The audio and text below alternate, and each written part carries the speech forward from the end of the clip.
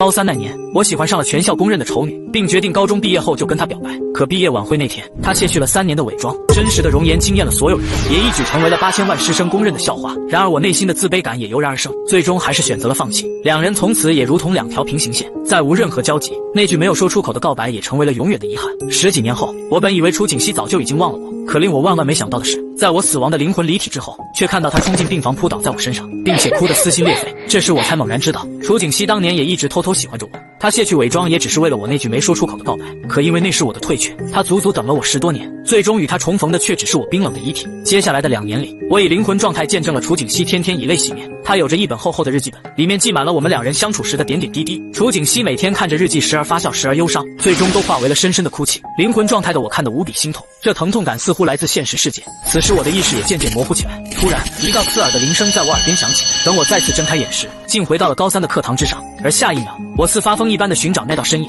此时的楚景熙坐在角落的位置，默默地低着头。楚景熙在班里的成绩一直是当之无愧的第1名，只不过他却并不引人注意。除此之外，他的脸上还有一道触目惊心的疤痕，因此更没有同学愿意去接近他。一直到毕业的时候，所有人终于明白过来，这道疤痕原来竟然是假的，是他的妈妈用特殊颜料给他画上去的。中午下课的铃声也再次把我拉回了现实。随着班里的同学逐渐散去，楚景熙才默默地拿出了一个冷掉的馒头。看见这一幕的我，只觉得心狠狠地刺痛了一下。随后我冲到学校外面的小摊买了一份蛋炒饭，回到教室后，拿着它来到了楚景熙的面前。楚景熙，这是我给你买的午饭，你吃吧。楚景熙的冷馒头刚啃了一小半，见我出现在他面前，呆呆地仰起头看着我。谢谢，我不吃。楚景熙的声音仿佛蚊子一般，默默地将面前的蛋炒饭推开。这是我给你买的，吃吧。楚景熙此时已经习惯性地低下了头。对不起，我真的不吃，谢谢。说完刚准备啃他的馒头，我直接伸手一把将馒头夺了过来。楚景熙的美眸微微睁大，错愕地看着我把他吃过的馒头放进嘴里。那馒头他刚咬过，上面还残留着他美味的口水，这令楚景熙唰的一下脸红了。原来他以前都吃这些又干又冷的馒头，真难想象曾经的他经历了多少苦。这馒头我也是费了不少功夫才将其吃完。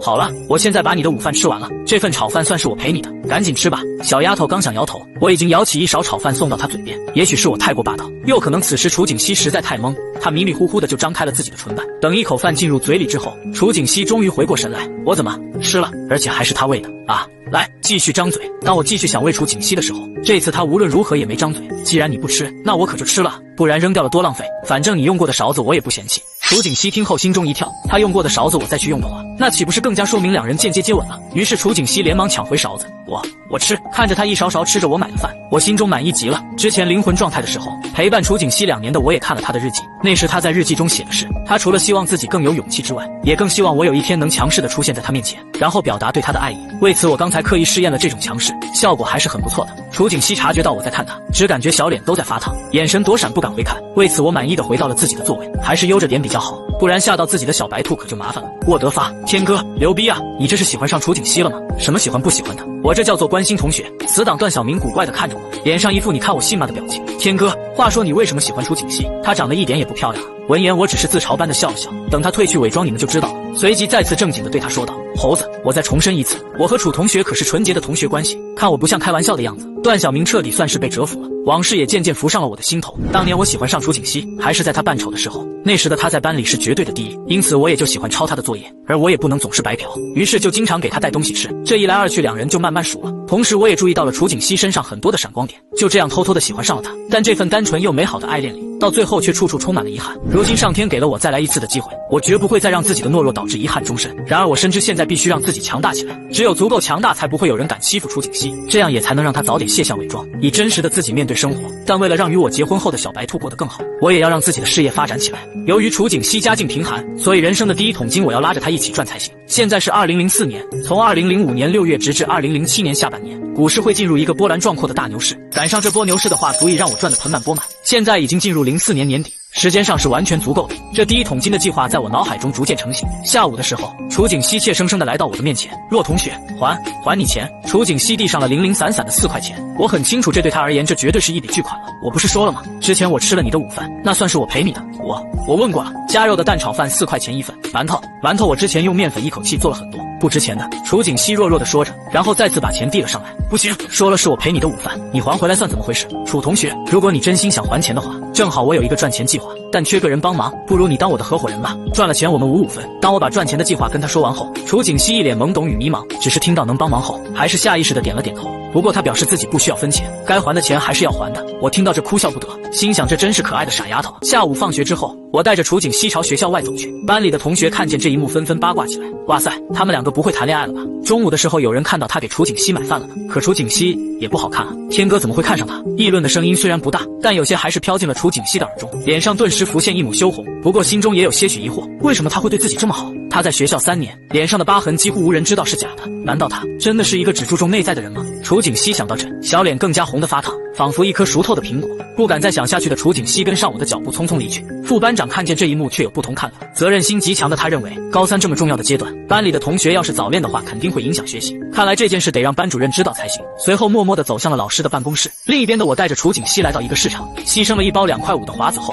向一位大叔打听到了周围摆摊的行情。在离去的路上，楚景熙看我跟人打交道游刃有余的样子，忍不住开口道：“骆同学，你好厉害啊！只是一些简单的人情世故而已。景熙，以后你积累了一定的社会经验后，这一切你能做得比我好多了。”其实这话并不是我胡编乱造，前世的我虽然是上市公司的董事长，但灵魂状态跟着楚景熙那2年才发现，原来这个喜欢了我10几年的女孩，也做到了和我一样的位置，甚至她的公司早就延伸到了国外，比我自己当时的公司规模还要大不少。不过话说回来，这一次要不要让楚景熙继续扮丑，我的心中犹豫不定。自己的小白兔如果太漂亮，肯定会被别人盯上。虽然我对自己有着绝对的自信，哪有？要是我，肯定做不到像骆同学那么好。楚景熙弱弱地回答着，我的思绪也被暂时打断了。景熙，不用怀疑，我说你能就一定能。我稍显霸道地开口，给予了他绝对的肯定。楚景熙默默地看着眼前的我，心中也泛起了别样的感觉。这还是人生中第一次，除了爸爸妈妈之外，有人这样肯定自己。楚景熙心中的自卑在此刻开始消散，突然又后知后觉地意识到了什么。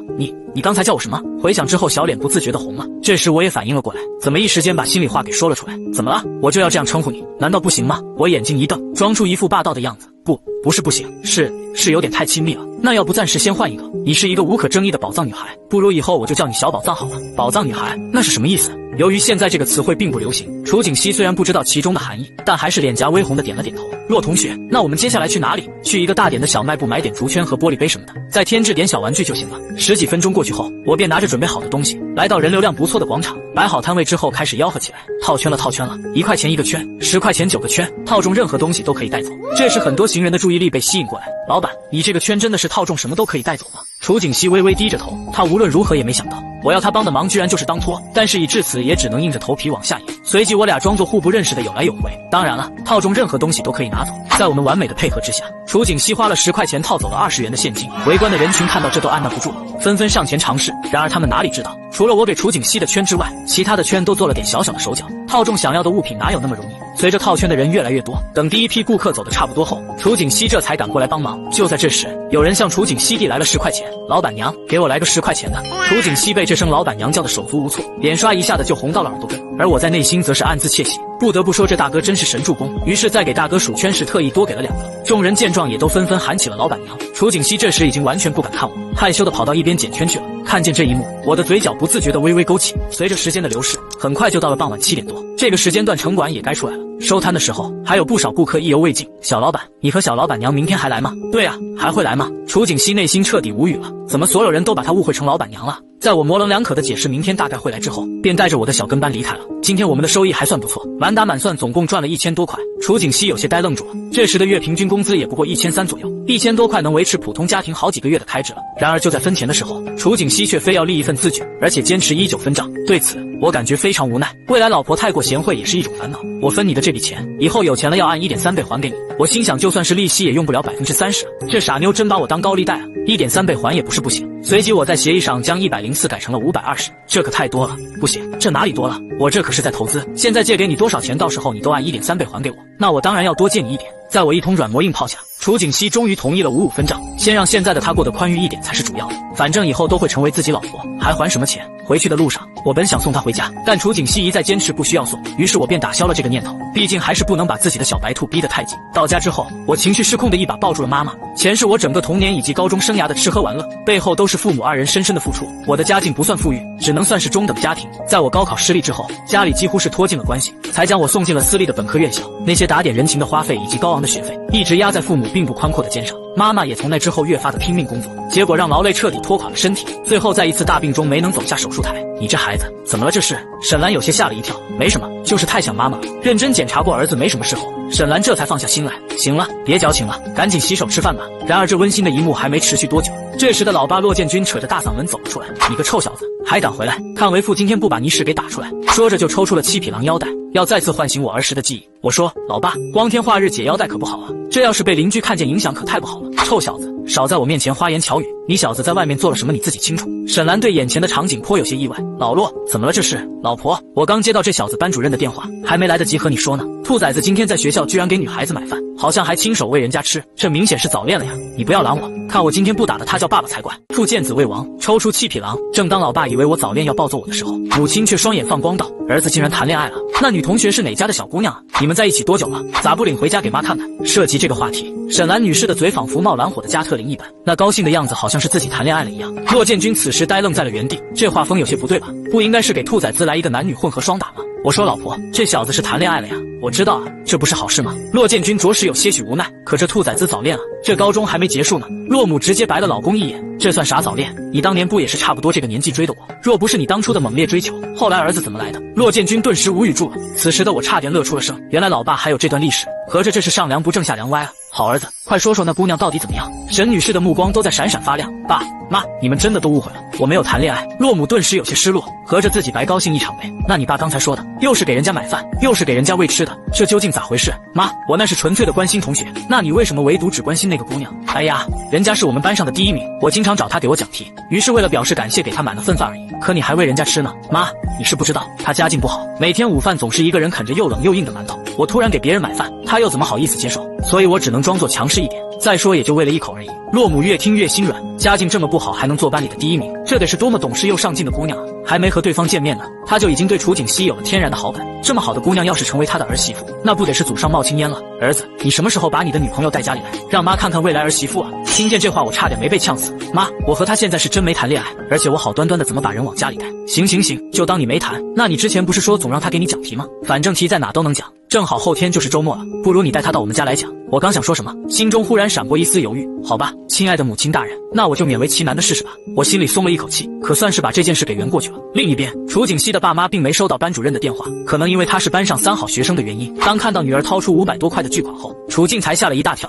这相当于普通工人将近1个月的工资了，但自己的女儿又是从哪弄来的？爸，这笔钱先拿去给妈妈交医药费吧。你这娃娃不说清楚咋来的？爹怎么敢拿呀？楚子月攥着钱的手紧了紧。那我们去您和妈的房间再说吧。父女俩来到林若曦面前，由于疾病缠身，再加上营养不良，楚母苍白的脸色又有些泛黄。景熙回来了，今天在学校里过得怎么样？林若曦微微笑着，声音里透着些许虚弱。妈，我在学校里过得很好，这是给您的药费。毫无疑问，当林若曦看见这笔钱也有疑惑，但却比楚爸平静多了，因为他清楚自己女儿的本性，肯定是不会走岔路的好娃娃。随后楚景熙把今天发生的一切都告诉了爸妈，听完之后，楚静才松了一口气。好女儿，你也不用觉得有什么负担，既然是借人家的，那之后还就是了。看到宝贝女儿点头之后，林若曦平复了一下虚弱的身体。景熙，妈再问你一件事，你说的这个男同学看过你真实的面容没有？妈妈，没有，绝对没有的。楚景熙急忙否认。林若曦听后感到些许欣慰，这样的话可还真是一个不错的小伙子，他要是真心喜欢你，妈也就放心了。楚景熙呆住了，喜欢？妈，你说什么呢？他才不会喜欢我呢，最多只是把我当合作伙伴而已。楚景熙有些羞涩地回答着。林若曦见状笑了笑，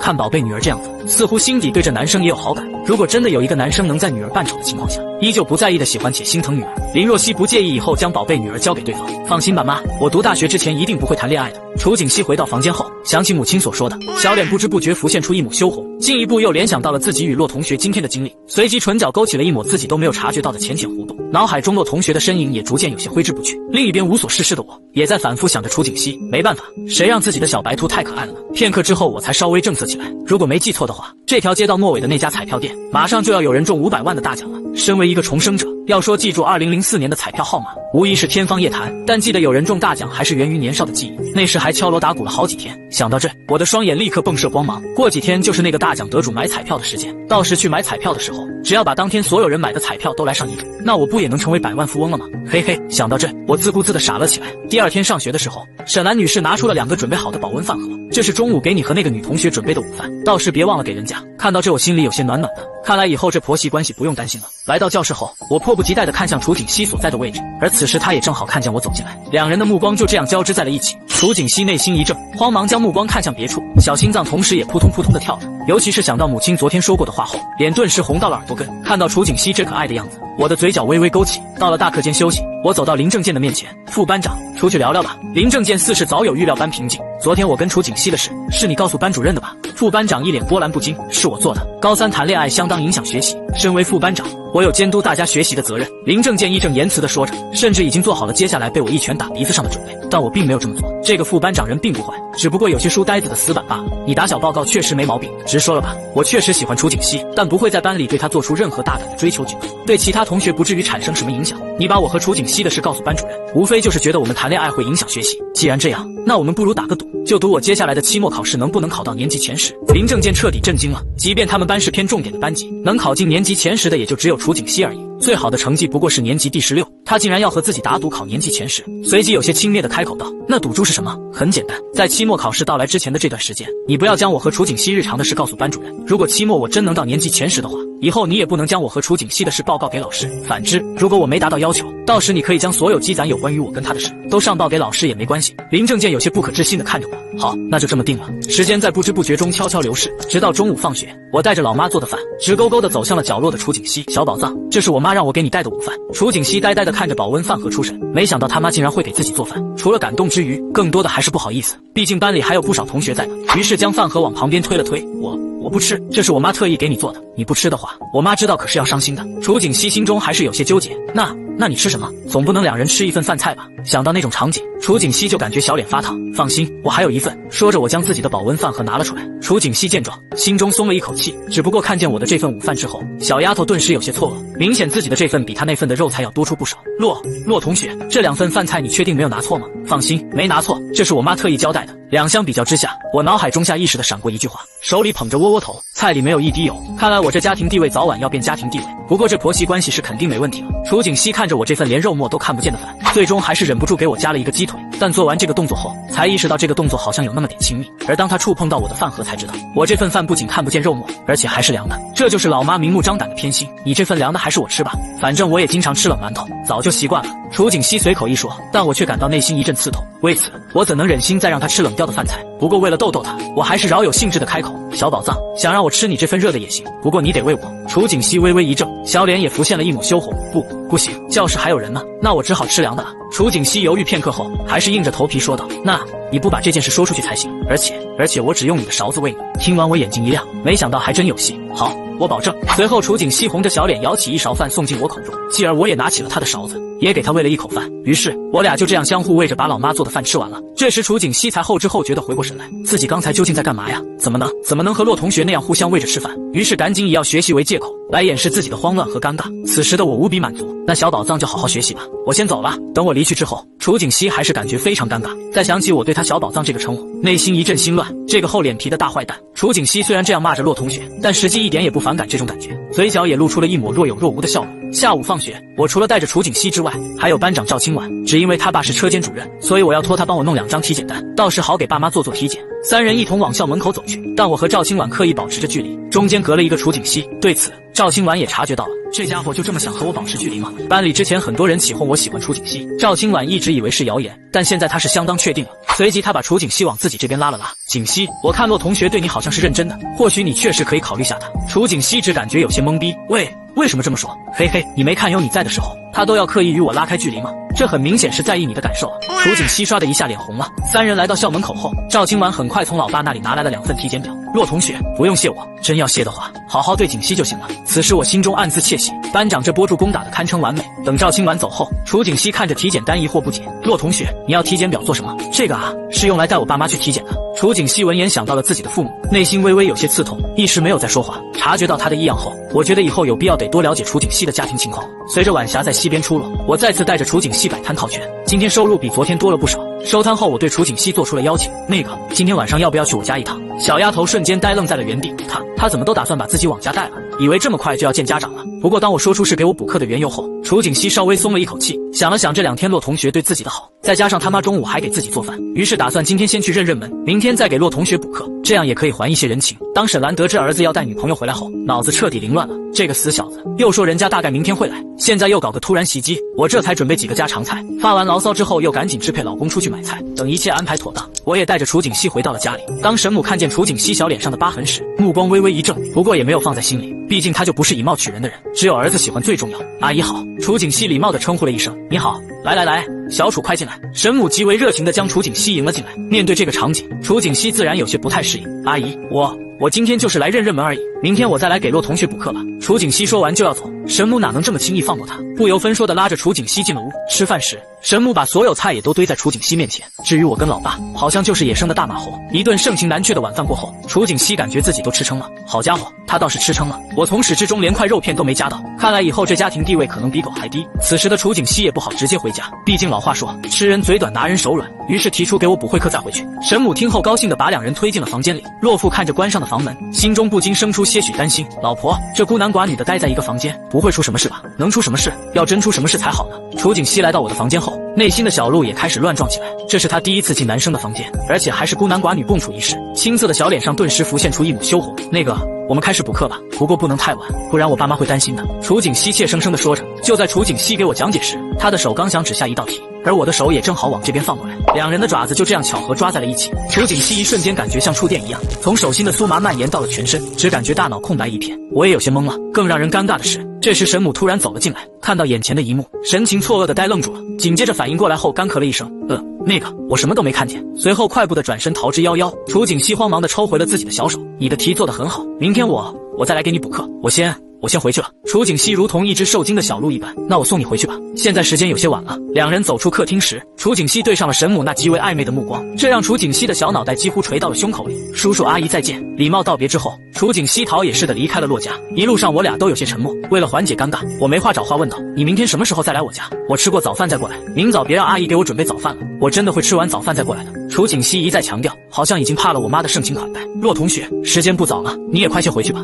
楚景熙定定地看了我一会儿，想到刚才两手接触的举动，少女心中的小鹿早已撞得头晕目眩。第二天，楚景熙如约而至。经过昨晚的第一次补课，两人没有了之前的过分拘谨，以至于不知不觉间，座位的距离越来越靠近，近的几乎能感受到对方的呼吸和心跳。等楚景熙回过神来，第一次经历这种场面的他惊呼一声，如受惊的小白兔慌忙向后躲闪，但情急之下一个没注意，小腿被凳子绊了一下，眼看就要摔倒在地上。见状，我迅速拉住楚景熙的衣袖，这下不仅没能阻止即将摔倒的楚景熙，反而将他的衣袖直接撕开了一个大口子。楚景熙也在惊慌之余，本能地抓住了我的手臂，导致我也一个踉跄，直接跟着他一同摔倒。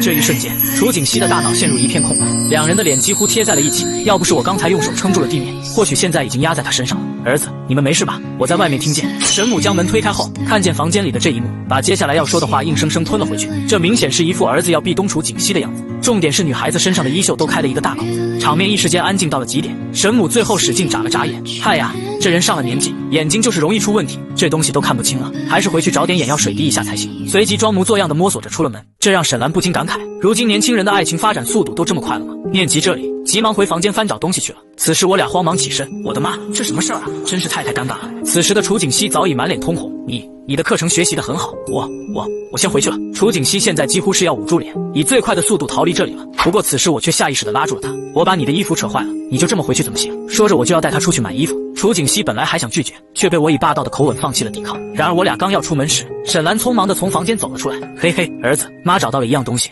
接下来你或许会用得到。话音刚落，老妈掏出了一个小孩嗝屁袋，看到这个，我心中极为尴尬，闪电般的拿过来放进了口袋。妈，我们出去一趟，带他去买身衣服，中午我们不一定会回来。沈母像是瞬间抓住了重点，买个衣服，至于中午不回来吗？沈兰看了看两人，心中也有几分了然。儿子，其实你们不用出去，这事啊在家里就行，浪费那钱干嘛？妈保证不打扰你们就是了。楚景熙听后顿时一脸的懵懂，在这里怎么买衣服啊？我知道现在的局面已经到了越描越黑的程度，于是急忙拉上楚景熙快步走了出去。骆同学，刚才阿姨给你的是什么？我顿时有些无语住了。哦，那个是气球，我妈怕我们学习太累了，给我们吹着解解压。十几分钟后，我带着楚景熙来到了一家服装店，给他买了一些保暖衣、羽绒服什么的，再加一套连衣裙，就这些吧，真的不要再买了。楚景熙着急地说着，即便这些他本也不想买，最多只需要一件上衣就满足了。吃过午饭之后，我便送楚景熙回了家。然而我刚进家门，就对上了老妈那暧昧促狭的目光。妈，这个还你。我将之前老妈塞给我二弟的外套递了回去。老妈看到我把小孩嗝屁袋还回来，也不知道想到哪里去了，一副极为痛心的样子。你这臭小子，真的没做安全措施直接硬来，人家姑娘还那么小，你怎么下得去手啊？眼看沈兰女士就要开启加特林模式，我及时打断了施法。妈，真不是你想的那样，我只是陪她去买衣服而已，根本没干别的。接下来我把如何买衣服的事，包括两人中午为何不回来，都耐心的给沈兰女士一一解释。老妈听完后，不禁又露出了失望的神色。我说你小子怎么就不做呢？这多好的机会啊！闻言，我实在有些哭笑不得，合着我无论怎么做都不对呗。下午的时候，我将楚景熙的补课内容巩固了一遍后，便趁着傍晚出了门。今晚自然还是和楚景熙的赚钱时间。嗨，好久不见，小宝藏。两人碰面之后，我的一句话又让楚景熙的小脸一阵发红。两人不是只一下午没见吗？这就算好久不见了吗？小丫头害羞的低着头，小声的回了一句。见此情景，我感觉自己的小白兔实在是太可爱了。等到两人来到广场的时候，又是不少人早就等在了那里。哎呀，小老板、小老板娘，你们终于来了！今天虽然不少人等在这里，但相较于昨天已经少了许多。不过这也正常，毕竟吃过2天套不上来的亏，谁还傻到天天来送钱？现在能来的，除了有足够的自信之外，还有就是因为孩子喜欢，陪孩子来玩的。但很快我就发现了问题，不远处的一个地方，那里也在摆着一个套圈摊。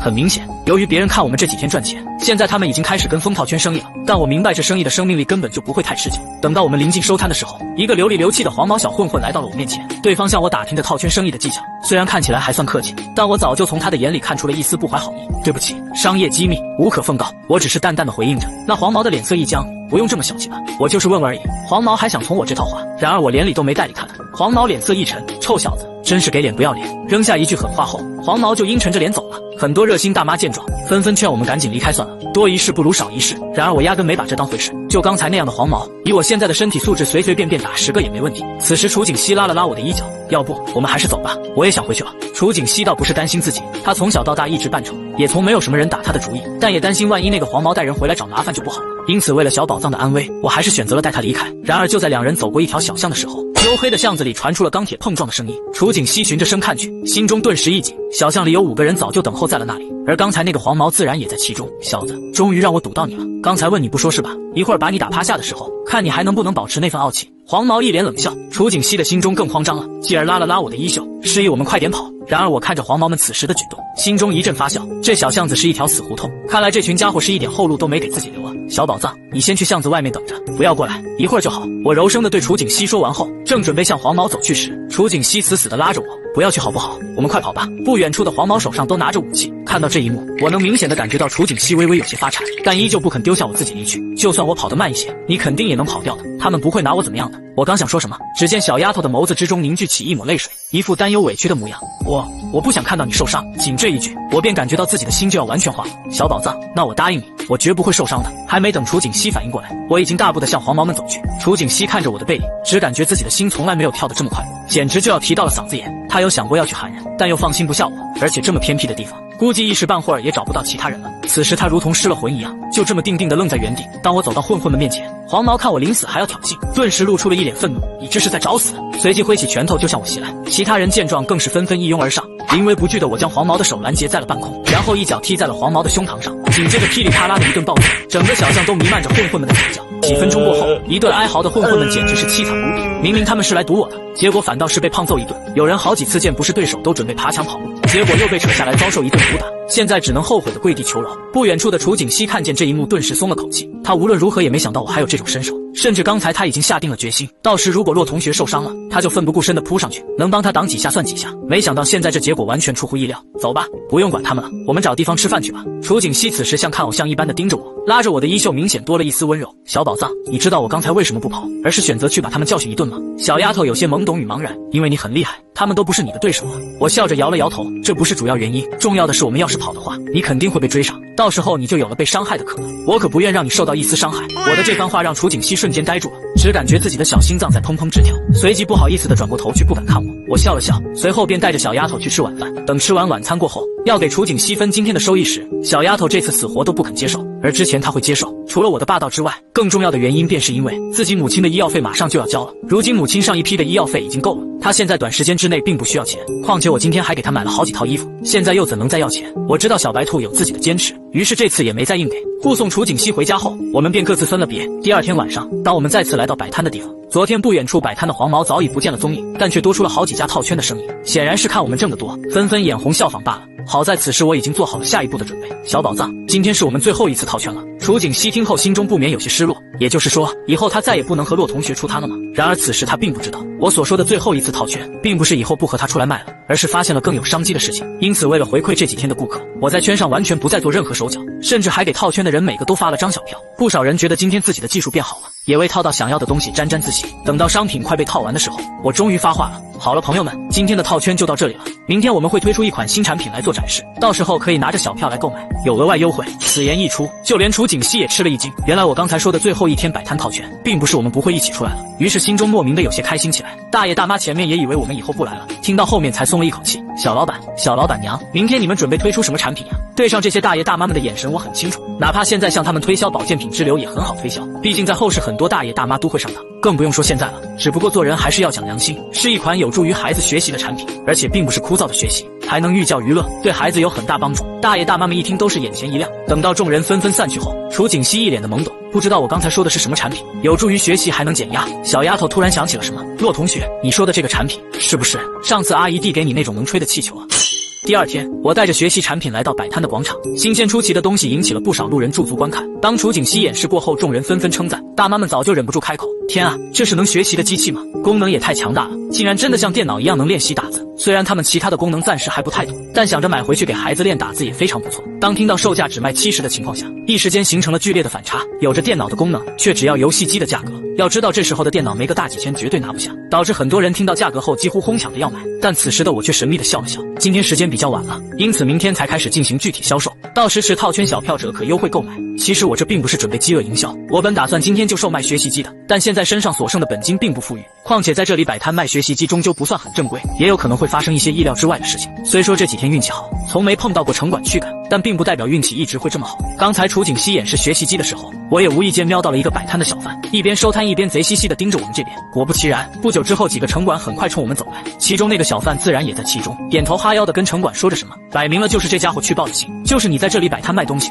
领头城管向学习机看了看，哥，我可没在这边摆摊卖东西，只是向广场上的观众展示一款产品而已。领头的城管想了想，倒也符合规矩，简单巡视一圈后便悻悻离去。得亏今天没有摆摊卖东西，不然的话今晚可能就麻烦了。很多人都在遗憾今晚没买到小霸王学习机，我笑了笑开口道，虽然今晚我们的学习机没有正式售卖，但大家可以先交5元定金，明天这5元的定金可抵扣8元现金，而且交了定金的保证大家明天都有货。这是几十年后的电商套路，我把它完整的搬到了这里。顾客们一听纷纷一扫之前的失落，5元抵8元，这感情好啊！不少顾客顿时争先恐后抢着交钱，这时我却没急着收，大家交钱可以，不过先说好，交了钱的明天要是没来取的话，这定金可是不退的哦。一些人听后有些犹豫起来，定金不能退，很多人肯定会暗暗心疼，基本上也算是小小把控住顾客的内心了。小老板你放心，重点是你要保证明天有货就行。不过片刻之后，一些人就想通了，为了今天我早就做好了准备，明天的货绝对够的。收完定金后，我便跟楚景熙离开了广场。两人一起离开的路上，小丫头几次欲言又止，最后还是忍不住开口，骆同学，你怎么知道今天会有城管过来的？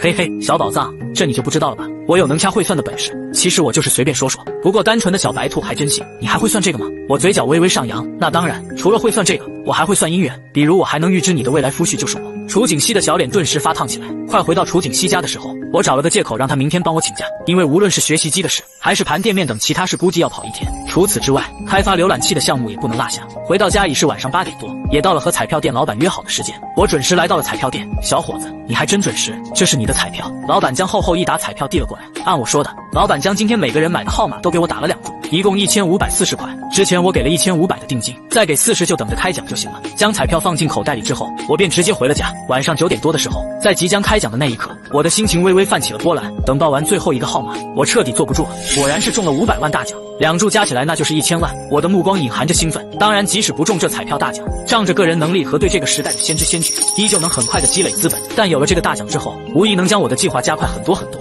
1000万扣完税后还有800万，这钱在04年这个时代绝对是富豪般的存在。我之前早就将一系列的投资计划盘算好，就差启动资金而已。第二天一大早我便出了门，今天的目的是去挖掘一个人才，当然也是一个老熟人。来到天海市一栋居民楼后，我按响了601的门铃。不一会儿，一个有着几分成熟气息的女孩打开了门。念雪，你果然在这里。眼前的女孩正是我前世的秘书，更是我的左膀右臂。楚念雪看到我的一瞬微微愣了一下，她没想到按门铃的是一个这样英俊的少年。念雪学姐，我是清大的大一学生，是陈桂琴老师介绍过来和你谈实习的。楚念雪恍然，原来是陈老师介绍过来的，学弟快进来。由于我直接说出了他班主任的名字，楚念雪完全放下了戒备，但进门之后我却跟他坦白了一切，随后直接进入了正题。念雪学姐，现在我的公司需要发展，而且我知道你现在在找实习的机会，所以我希望你能过来帮我一把。楚念雪彻底呆愣住了。眼前这个男孩看着比自己还小几岁，竟然已经有了自己的公司。当我准备将照片拿给楚念雪看时，他这才注意到我的手机居然是诺基亚最新款。看来这个学弟真不是一般的有钱，但这些肯定还不足以打动对方。直到我亮出了自己的银行账户，楚念雪才彻底消除了心中的疑虑。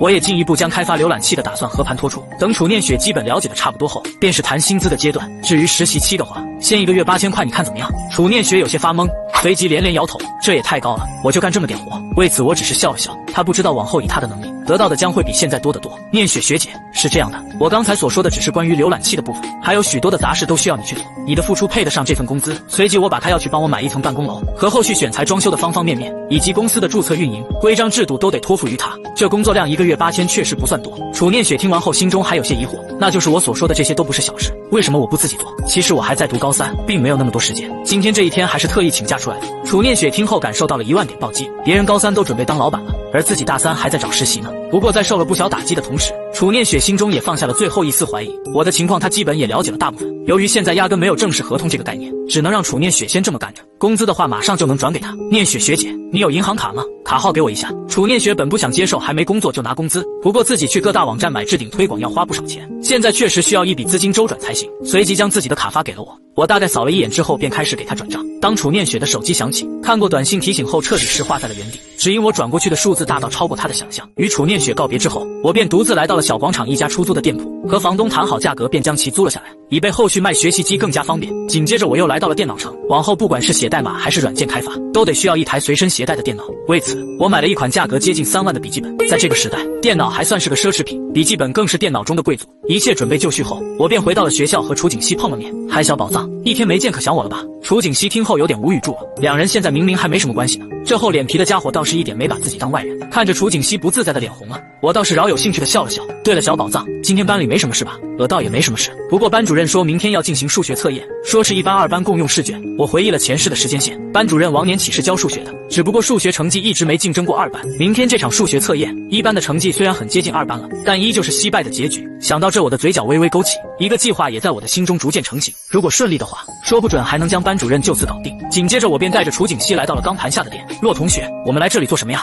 小丫头的心里有些疑惑，随即注意到店里的学习机之后，似乎有些恍然大悟。骆同学，你是打算来这里进货吗？但老板不在，我们还是出去等吧。对此我只是故作神秘的笑了笑。当楚景熙得知我把这里已经租下来之后，一下没反应过来的他把嘴张成了 O 型，不过更准确的说，这是属于我们2个的第1家店。楚景熙闻言小脸顿时一红，那也是你的店，我只是你的合作伙伴而已。此时的楚景熙并不知道我中彩票的事，要是他知道我现在用着最新款的诺基亚和最贵的电脑，不知会作何感想。两人在小店中四处看了看，没想到就这么几天，从之前的小广场摆摊一下升级成这样一家店面。小丫头的心中有一种恍惚的感觉，只觉得骆同学真的好厉害。经过一番整理后，我便将持着套圈小票的顾客带到了新店。不少人看着崭新的门面，都露出了惊讶的神色。小老板，你和小老板娘发展的不错呀，这么快连店都开上了，看来这下不用担心没货了。随即纷纷争先恐后的要购买学习机，有要1台的，也有要3台的。我也按照之前的承诺，昨天交了定金的一律5元抵8元，持套圈小票的可再减7元。那些从一开始就支持的顾客纷纷眉开眼笑，小老板可真敞亮啊，怪不得能找到这么贤惠的老板娘。楚景熙闻言立马害羞的躲到了另一边。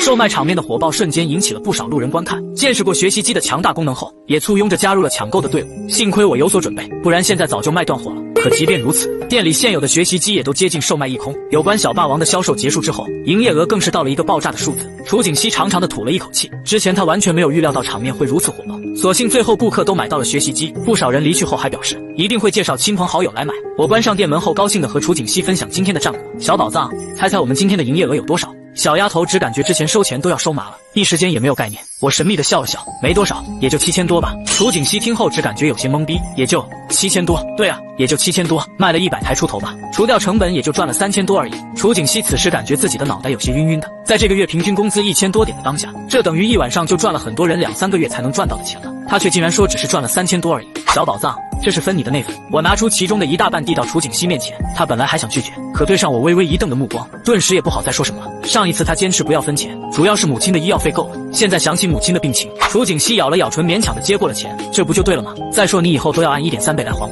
我这可是长线投资。为了缓解小白兔心里有压力，我特意补充了一句。楚景熙没说话，只觉得心中暖暖的。吃过晚饭后，我俩便各自回了家。然而我刚一进家门，沈太后就来到我身后，左看看右瞅瞅，明显是在寻找楚景熙的身影。妈，别看了，小宝藏他没来，你这臭小子没带小楚过来，你回来干啥？这让我整个无语住了。亲爱的妈妈，好像我才是您的亲生儿子，人家周末能来帮我补课就不错了，晚上这点时间肯定来不及。那你不会努力争取一下吗？男孩子就是得主动，在这种事上不得不说沈太后比较放得开，毕竟我与楚景熙都还带着青春羞涩的稚气。不过当下我并未纠结此事，反而是想到母亲将来为手术费的筹款，为此我不由得生出一个想法。这时我来到二老面前，爸妈，不知道你们有没有想过自己经营超市赚钱？开连锁超市的想法我之前就有，而且在这个百废待兴、遍地是发展机会的年代，我不仅要进军互联网，还要涉足实体行业。互联网虽说能快速积累财富，也能带来足够的名气和身价，但并不能让我有十足的底气。发展实业才能彻底立稳脚跟。实业兴国这句话可不是开玩笑的，拿下小霸王的代理权甚至垄断权，将分店开出去，就已经是相当于实业的第一步。今后还要发展超市、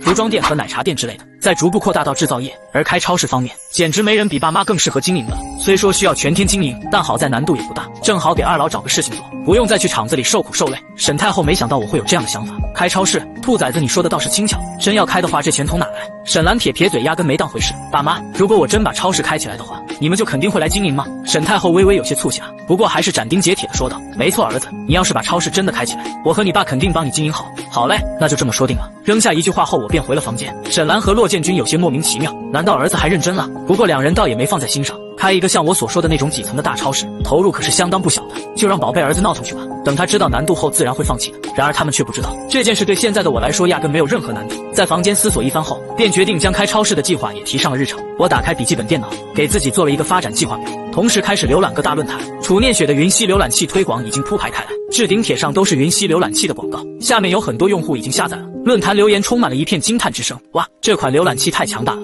我从没有用过这么方便的浏览器，确实不仅加载快，而且还不怎么耗流量，真的太简单便捷了，以后浏览器就用它了。各大论坛的用户纷纷被云溪浏览器的功能吸引，遗憾的是现在智能手机持有量着实不多，即便是花钱推广也没有特别大的效果。不过即使如此，只要是下载过的都是纷纷留言好评赞叹，这足以看出云溪浏览器确实好用。林总统计了一下，现在浏览器的下载量已经突破1000多份，而时间也才过去短短几个小时而已。看来接下来服务器也要尽快再多购几台了。随即我拨通了楚念雪的电话，那边传来了对方成熟的声音：喂，老板，您找我。楚念雪已经完美带入了自己下属的角色，将我视为未来学弟的同时，也真心视为了自己的老板。学姐，你现在搬到天海这边了吗？得到对方肯定的答复后，我便将学习机店装修的任务交给了他。林念雪一一记下后问道：那到时注册公司的名称还是用老板之前和我说的那个吗？对的，就叫云溪集团。我眼神坚定地回答道：我的目标很大，就是要将云溪集团打造成一家互联网公司，并且是一个多元化的集团，往后的发展会涵盖各个方向。和楚念雪敲定最后一些细节后，我便挂掉了电话。第二天，我照常给楚景熙带早餐，看着我俩坐在一起吃早餐的场景，又献上了一众单身狗。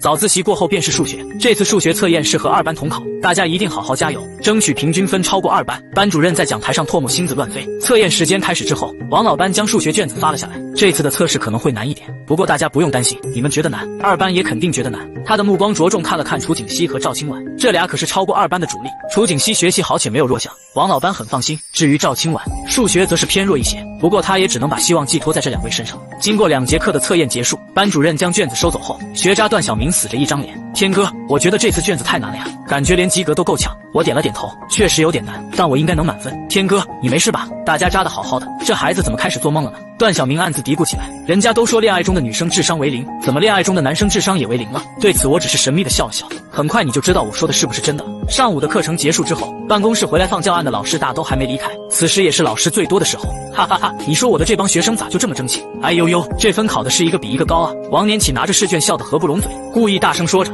隔壁2班的班主任则是保持沉默，其他老师也有些好奇，他们知道1班和2班今天有数学统考测验，2位班主任也一直在互相竞争。看样子1班终于打破了无法超越2班的魔咒。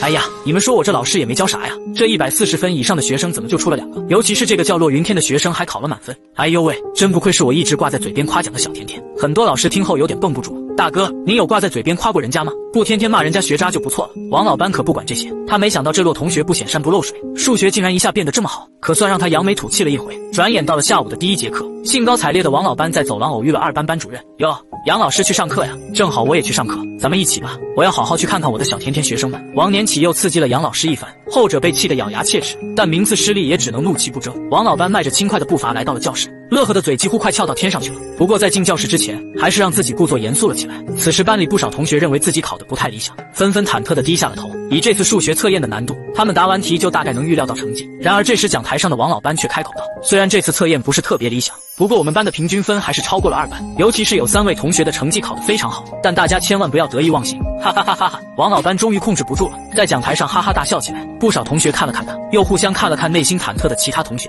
大哥，这到底是谁在得意忘形？班主任乐了好一会儿之后，觉得自己确实笑得太过张扬了。抱歉各位，牙齿有点热，露出来晾一晾而已。于是把这辈子伤心的事都想了一遍后，假装故作深沉的严肃起来。可这时隔壁2班却传来了杨老师大骂学生的声音。想着杨老师无能狂怒的样子，王老班彻底绷不住了，再次肆无忌惮的大笑起来。讲台下的同学们直接懵逼了，不少同学担忧自己考得太差，以至于让班主任都得失心疯了。不过他们很快就改变了看法。此时王年启一副自豪骄傲的样子，开始公布本次成绩。班长赵清婉126分，哇！教室内一时间羡慕声四起，这份卷子能考126分，实在是相当不容易了。赵清婉也是轻舒了一口气，幸亏这段时间他听了我的话，着重复习数学这门功课，不然绝对拿不到这么高的分数。还有楚景熙同学这次考得非常好，分数压过了2班的最高分，得分145。王年启的话音刚落，整个教室更是彻底沸腾了，真的不愧是班里的顶尖学霸。随即班主任又清了清嗓子，这次我还要着重表扬一位同学，那就是骆云天同学，这次考了150满分，相较于前2次的哗然，此时整个教室瞬间鸦雀无声。什么？他竟然考了150满分？这假的吧？段小明更是感到脑瓜子嗡嗡的，这还是自己认识的天哥吗？莫非爱情真的能使人奋斗？其他人更是难以置信地看向了我。现在最高兴的反而是楚景熙，只感觉比自己考了满分还兴奋。此时班主任让考高分的同学上去说几句，表达一下自己的感想，也当作是分享学习技巧。那就班长做个表率，优先上来吧。赵清婉不卑不亢走上了讲台。我这次考试能取得这样的成绩，除了要感谢自己的努力之外，更要感谢一个人。班主任听后心中极为欣慰，不愧是班长啊，思想觉悟就是高，知道感谢自己这个班主任。我要感谢的就是骆同学，如果不是他，我也不会着重复习数学，那这次的成绩就不会这么理想了。王老班顿时有些发懵，原来班长要感谢的并不是自己，内心感到了一点点小暴击。在赵清婉表达完了之后，班主任尴尬的干咳了2声。那么接下来有请楚同学上来说说感想吧。楚景熙虽然还是一副弱弱的形象，但经过我这段时间的陪伴，现在的他已经比以前自信了很多。这次我能取得这样的好成绩，我也要着重感谢一个人。班主任听后又重新欣慰了起来。楚景熙这个好学生，这回总该感谢自己了吧？毕竟他一直是班里的学霸，自己可把他重视的不行。在看向我的时候，楚景熙鼓起的勇气几乎快要用完了。我要感谢的人就是骆同学，如果不是我们相互补习，我也不会成长这么快。班主任的心中现在只有一个想法，那就是毁灭吧。哥累了，隔着自己的2个好学生，要感谢的人竟都没有自己的份。讲台下的学生们则是纷纷八卦起来，他们抓住的重点是相互补习。一向学习不咋地的骆同学这么厉害了吗？楚景熙同学，你也先回去吧。班主任有些乏累的招了招手，只感觉自己对这个世界无爱了。骆同学，你也上来说说感想吧。此时他也不再抱什么被感恩的希望。我慢悠悠地走上讲台，在与楚景熙擦肩而过的时候，我对着小丫头做了一个坏笑的表情。楚景熙脸上顿时浮现一抹羞红，急忙撇过头去不敢看我。嘿嘿，小宝藏这样子实在太可爱了。在全班同学的注视下，我站到了讲台上。这次取得了这样的好成绩，我也要特别感谢一个人。老班头此时彻底无语了，我特喵的，你可别说你要感谢的人是你自己，不然我就要抽出我的40米大刀了。我要感谢的就是我们的班主任王老师，如果没有老师的谆谆教导，就没有我现在的数学成绩。班主任听后内心瞬间感动不已，这种救赎感谁懂啊？臭小子，不愧是自己之前夸赞的小甜甜学生，说话就是好听爱听，但还是得假装矜持一下。其实老师也没你们说的那么厉害啊，你们自身的努力才是最重要的。班主任虽然这么说着，眉眼中的高兴却溢于言表。骆同学，你就先别下去了，接下来进入提问环节，同学们学习上有什么想问的就举手。副班长想了想，优先站了起来。骆同学，你的成绩进步这么大，请问是怎么做到的？其实很简单，我也没什么特别的学习方法，主要是给自身找一个学习的动力，比如一件在意的事物，或者一个让你在意的人，心中有这种动力，自然能让你有学习的欲望。我在说这番话的时候，灼热的目光还看向了楚景熙的方向，后者此时立马羞红了脸，差点就要把头埋到桌子底下去。副班长听后只感觉牙都快酸倒了。我问你学习方法，你却满世界撒狗粮，还真是不放过任何秀恩爱的机会啊！什么动力，什么在意的人都是假的。副班长彻底无语了。骆同学说的非常好，学习确实要给自己找一个前进的动力，才更有利于进步。比如父母亲人就可以成为你们的动力，或者为了考上好大学，为了以后能改变自己的命运，这些都可以成为你们学习的动力。班主任一本正经地做了总结。由于这堂课还剩下一些时间，班主任让人将卷子发下去后，讲了几个很多学生最容易错的题。下课之后，王年启依旧心中得意地回到了办公室，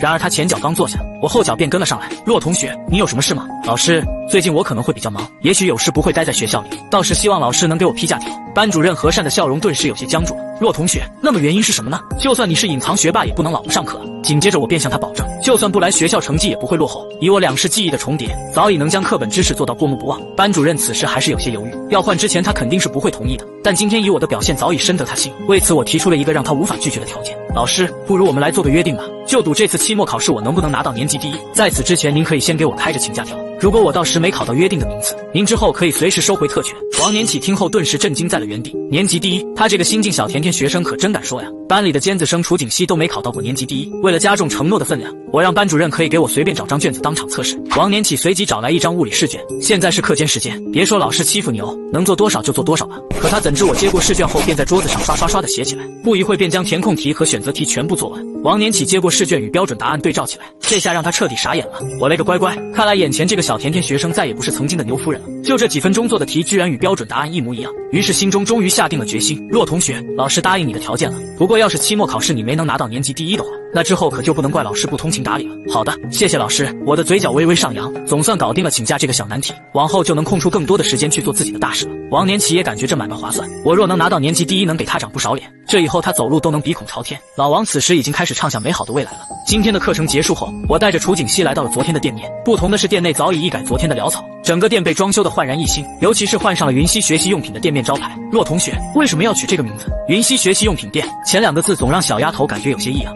这个是根据大风起兮云飞扬取的，寓意着我们的店铺会像风和云一般腾起。至于这个解释，我早已在心中揣摩了千百遍，其实不过瞎掰罢了，本质就是我用骆云天和楚景熙2个名字取的。在整理学习机货源的时候，楚景熙的目光被一旁的手柄所吸引，于是好奇地开口道：骆同学，这配备的手柄到底有什么用啊？他之前对此就有疑惑，因为学习机无论是练习打字或其他功能都不需要用到手柄，这手柄主要是通过学习机玩电子游戏的。玩电子游戏，这还能玩游戏吗？小丫头有些不解。当然，手柄可是玩电子游戏必不可少的装备。紧接着楚景熙很快便明白，现在小霸王学习机的学习功能是通过学习卡实现的，如果换上游戏卡之类的，那就可以畅玩电子游戏了，真是学习娱乐两不误。楚景熙在内心盘算了一下后，很快便从其中嗅到了商机。既然手柄是玩游戏必不可少的道具，那他肯定有自己的市场。虽然他不喜欢玩电子游戏，但这个对于很多男孩子来说是相当有吸引力的。骆同学，如果这样的话，我们可以不将手柄与学习机捆绑售卖。现在的学习机价格是70块钱带2个手柄，这样的话我们可以去掉2个手柄，但可以把学习机的价格上调5块，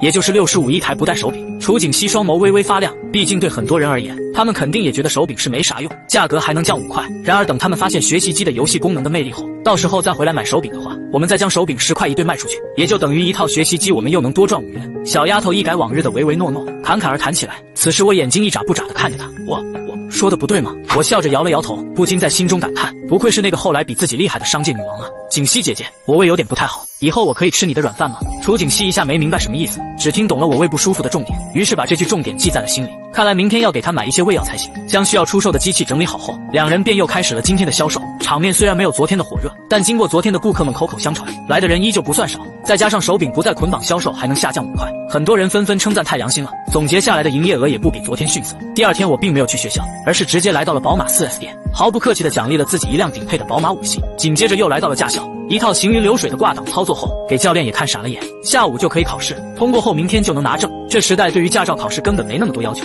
真正的技术达标或者直接花钱也能购买。一切处理完毕也才大半天过去。当我回到学习用品店后，一个看起来老实巴交的大叔在店门口徘徊，想要进店却又怕自己弄脏了别人的东西。大叔的眉宇间和楚景熙有几分相似，经过好几分钟的犹豫，他还是下定决心来到了我的面前。小伙子，请问你这里有没有那种能学习的机器？